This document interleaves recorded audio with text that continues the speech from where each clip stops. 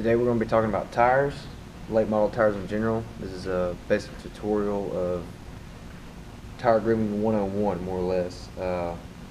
In this description, we're going to talk about grooving styles with mainly your soft compounds today and what to look for when grooving a tire in general. When siphoning a tire, you got to make sure that you understand the characteristics of the racetrack that you're going to. Mainly in that when you siphon a tire or groove a tire, you got to understand that you want to know how much heat's being generated. The best way to check that is with a pyrometer. And then when it comes to tire grooving, nothing beats, experience. Testing a tire, keeping tire notes as well as chassis notes when you're making adjustments. On this sipe here, I've set it about 330 seconds for a track that's relatively abrasive on your softer tires. We're just going to go through and split the blocks that we've already split with that 330 second sipe.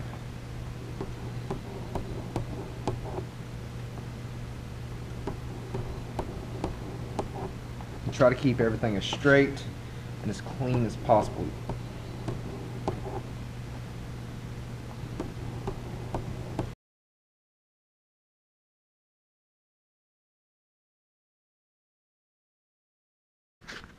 So when you're grinding a tire, you got to remember which edges you're actually using. So this is a right rear, and this is, you got to think about the way it spins. So we know that this edge here is being used, and when you're in a slide, this edge here is being used. Alright, so when you grind, you want to grind away from these edges.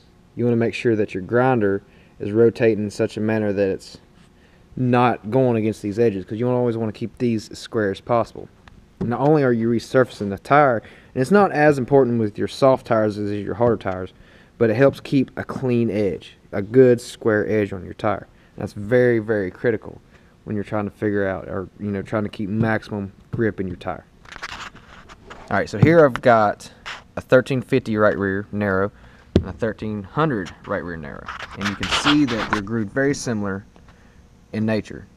Like I've got a 3, a 2, and a 3, a 3, a 2, and a 3, a narrow 3, I'll say that. This is one that I've modified, it's in between like a 2 and a 3.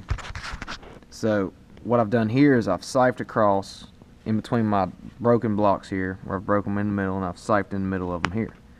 So that way I can try to generate a little bit of heat, because this tire right here, where we're going, we can't run a 1300, so I need something that's going to be a little more aggressive. And the wider you got your grooves, the more aggressive it is, because you want the tire to wear a little bit. You don't want excessive wear, and you don't want it to wear minimum to where you're not generating enough heat. If you're not generating enough heat in your tire, either A, you need to go to a softer compound. If you can't do that, you need to go more aggressive on sipes or grooving. That way you can generate the proper amount of heat to get the tire in the correct operating range.